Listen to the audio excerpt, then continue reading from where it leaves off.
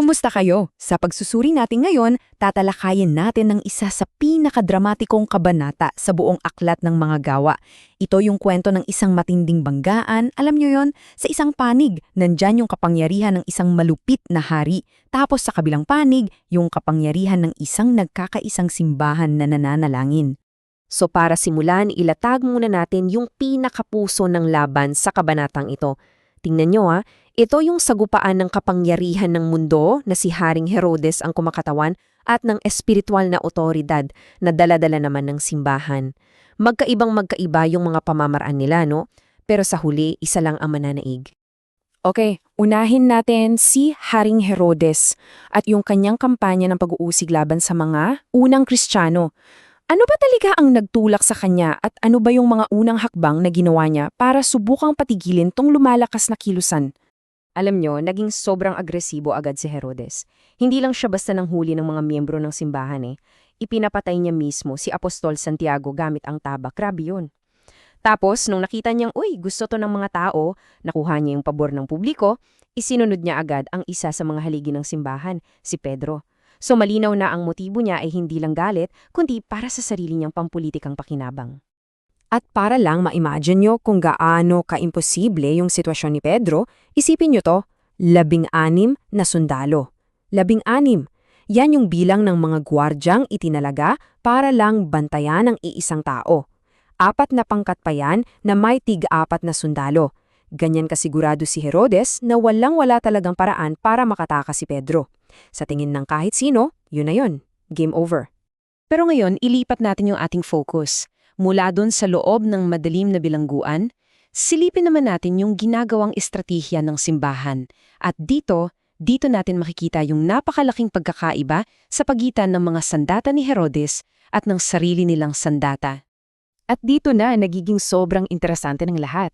Kasi itong bersikulong ito, ipinapakita nito yung nag-iisa at pinakamalakas na sandata ng simbahan, laban sa isang makapangyarihang hari, ang taimtim at walang tigil na panalangin. Habang si Herodes nagtitiwala sa kanyang mga sundalo at bakal na rehars, yung simbahan naman kumakatok sa trono ng langit. Ito yung kanilang war room, di ba? Dito nanggagaling ang tunay na kapangyarihan.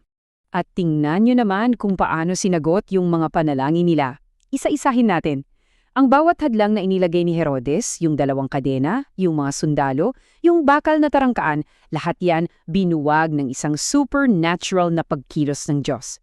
Hindi ito simpleng pagtakas Ito ay isang himala na nagpapakita na walang bilangguan gaano man katibay ang kayang ikulong ang plano ng Panginoon. At ang ganda nito, no? Kasi makikita mo rito yung kalmadong otoridad ng langit. Yung pagtakas, hindi siya parang nagmamadali o natataranta, hindi. Isa siyang serye ng malinaw at direktang utos mula sa anghel. Habang yung kaharian ng tao, puno ng gulo at pag-aalala. Ang kaharian ng Diyos kumikilos na may kaayusan at tiyak na kapangyarihan. Sige, punta naman tayo sa kabilang bahagi ng kwento. Tingnan natin kung paano ito humantong sa isa pang kasugdulan. Pero ngayon, nakatutok naman tayo sa naging kapalaran ni Herodes. So ang eksena, nasa Cesarea. Si Herodes, suot yung kanyang marangyang damit panghari, nagbigay ng talumpati. At yung mga tao, sa sobrang paghanga, sumigaw na parang Diyos daw yung boses niya. Isang papuri na syempre malugod na tinanggap ni Herodes. At dito siya nagkamali. Sa mismong sandali ng kanyang sukdulang pagmamataas, gumawa si Herodes ng isang nakamamatay na pagkakamali. Tinanggap niya yung pagsamba na para lang dapat sa Diyos. Inangkin niya ang kaluwalhatian na hindi kailanman man sa kanya. At yung resulta, agaran at prangka na kapangingilabot. Sabi sa kasulatan, isang anghel ng Panginoon ang humatol sa kanya. Pansinin natin yung malaking pagkakaiba Yung anghel na dumating para kay Pedro, nagdala ng kalayaan at buhay. Yung anghel naman na dumating para kay Herodes, nagdala ng hatol at kamatayan. 2 anghel, 2 kaharian, 2 magkaibang resulta. So ngayon, pagkatapos ng lahat ng iyon, ano yung pinakahuling hatol? Ano yung pinakamahalagang aral na dapat nating makuha mula sa tapatan ng 2 kahariang to? Ito ang pinakahuling hatol. Ito yung headline sa dulo ng kabanata. Pwedeng patayin ng mga hari ang mga apostol. Pwede silang ikulong. Pwedeng bumagsak ang mga pinakamakapangyarihang leader. Pero sa kabila ng lahat ng yan, may isang bagay na hinding-hindi mapipigilan, ang salita ng Diyos. Ito ay patuloy na lumalago, kumakalat at dumadami. Kaya iiwan ko sa inyo itong tanong na to para pag-isipan natin. Sa panahon natin ngayon, sino kaya yung mga Herodes?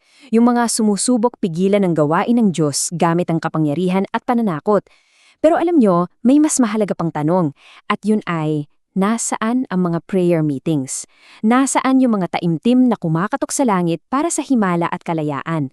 Dahil ang kwento ng mga gawa, Kabanatang 12, hindi lang ito basta kasaysayan. Isa itong hamon. Isang hamon para sa ating lahat ngayon